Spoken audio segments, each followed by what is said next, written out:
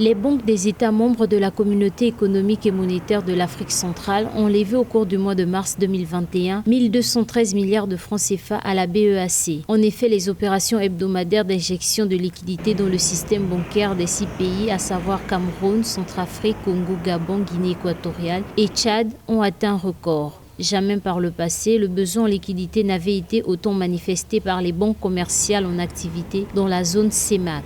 La forte demande de liquidité manifestée par les banques commerciales de la zone CEMAC auprès de la Banque centrale au cours du mois de mars 2021 s'explique simplement par la conjoncture défavorable liée à la crise sanitaire provoquée par la Covid-19.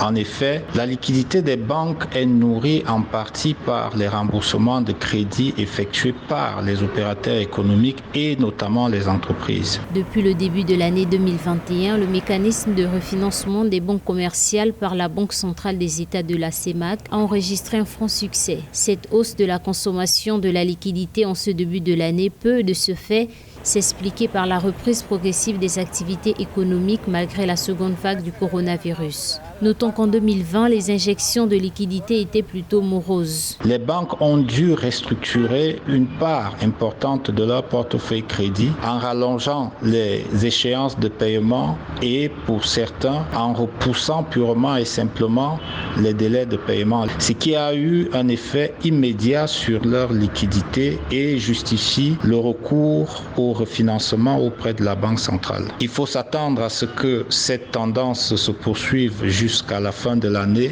en espérant que la situation économique et financière des économies de la région se stabilise et retrouve le sens de la croissance durable. Si la demande continue d'augmenter, la BEAC pourrait bien se retrouver dans l'obligation de porter son volume d'injection hebdomadaire à 500 milliards de francs CFA, comme annoncé lors de la réunion du comité de politique monétaire tenue le 27 mars 2020.